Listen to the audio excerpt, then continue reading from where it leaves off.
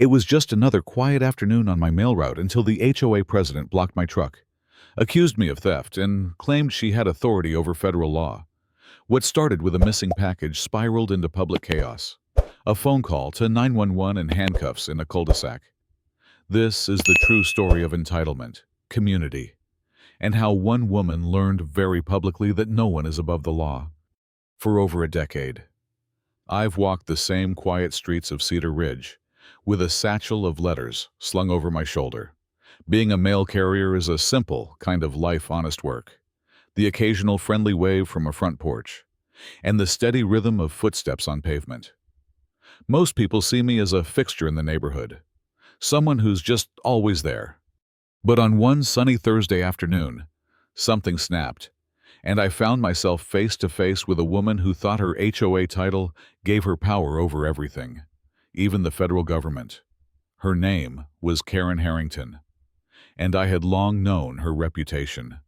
The Queen of Cedar Ridge, a fire-breathing HOA president with a clipboard in one hand and a lawsuit threat in the other.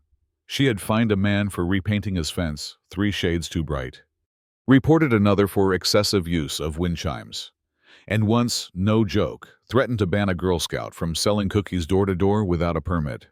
Still, I never thought she'd come after me. That changed the moment her white SUV came screeching around the corner and stopped just short of my mail truck. I was halfway through my route, slipping letters into a blue painted mailbox, when the tires screamed and the door flew open. Out stepped Karen, striding toward me like a storm in high heels. In her hand was a printed delivery receipt. "You delivered a package to my house 2 days ago," she said, all heat and no greeting. "A limited edition crystal vase. It's gone. And I want your name, your badge, your number." I kept my posture calm. "Yes, ma'am. I remember. It was marked as fragile, so I placed it exactly where your delivery preferences requested, behind the flower pot to the left of your front steps." Her expression hardened. "Do I look like someone who would lose a $350 vase behind a plant?" "It never arrived, admit it. You either delivered it to the wrong house or you kept it." I took a breath. "Ma'am, I deliver hundreds of packages a week. I have no reason to steal yours. And tampering with mail is a federal offense for everyone, including me." But she wasn't interested in reason. She wanted a confession, a win. I got back into my truck and rolled down the window. "If the package doesn't turn up, you can file a claim through USPS or with the seller. That's the correct process." She narrowed her eyes. "You haven't heard the last of this." She stormed back to her SUV and peeled off, tires spinning gravel. I exhaled and tried to shake it off. I dealt with difficult people before. But Karen wasn't just difficult, she was relentless. Within minutes, I realized she was following me. Every street I turned down. She was behind me, hovering, recording with her phone. At first, I ignored it. Then I noticed her stopping in front of each house I visited, narrating my every move. "There he is," she announced loudly at one stop, delivering who knows what, probably more stolen goods. A few curious neighbors peeked out. One waved awkwardly. Another raised his eyebrows and disappeared back inside. I approached her SUV. "Ma'am, following me and filming me could be considered harassment." She smiled like it was a game. "I'm documenting your incompetence as HOA president. I have authority here." "You have no authority over mail delivery. I have authority over this community," she snapped. "And right now, that includes you." That's when it escalated. 2 blocks later, she accelerated past me, pulled into a tight cul-de-sac, and slammed her SUV sideways across the road, blocking my truck completely. She stepped out, phone still recording. "You're not going anywhere," she said, arms folded. "Not until you admit you lost my package." "You're obstructing a federal vehicle," I said. "That's a crime." "Oh, please," she scoffed. You're just a delivery guy. I know city council members. I know judges. Try me. Neighbors gathered, some curious, others annoyed.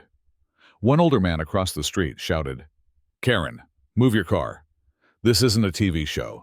Another neighbor, a young mother holding a toddler, shook her head. She's lost it. I pulled out my phone and quietly called 911. Hi, this is a USPS employee. I'm being blocked by a resident who's interfering with my route and refusing to move. She's claiming I lost her package. She's filming and harassing me. 10 minutes later, Officer Martinez arrived. Familiar face, lived in the area. We'd nodded hello dozens of times over the years. He stepped out, calm and professional. Afternoon, what's going on? Before I could speak, Karen ran up. Thank God, arrest him. He stole my package. Martinez turned to me. Everything okay here?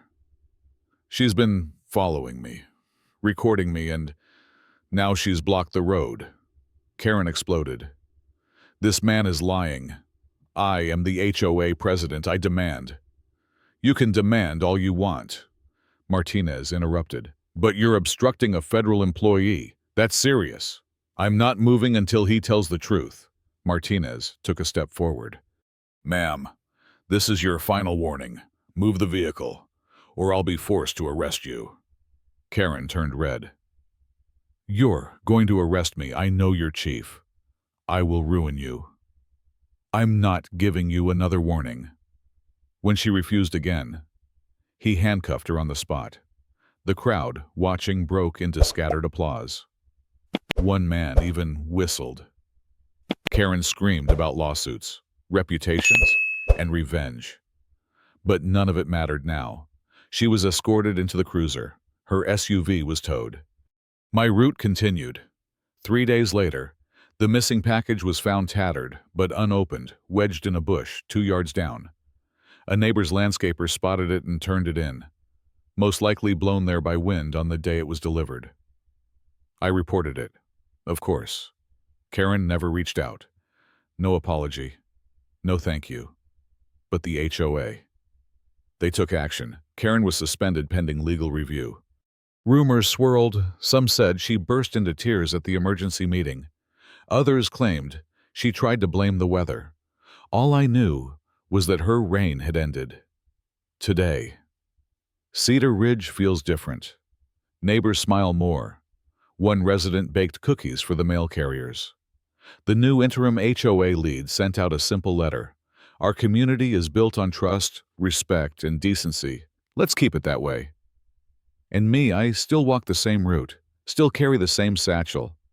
But now, when I round that last corner and see the cul-de-sac where it all went down, I smile. Because in a world full of power trips and self-appointed rulers, sometimes the best justice is just doing your job with dignity, patience, and a quiet call to the right number. Rain, sleet, snow, or Karen. The mail always gets through.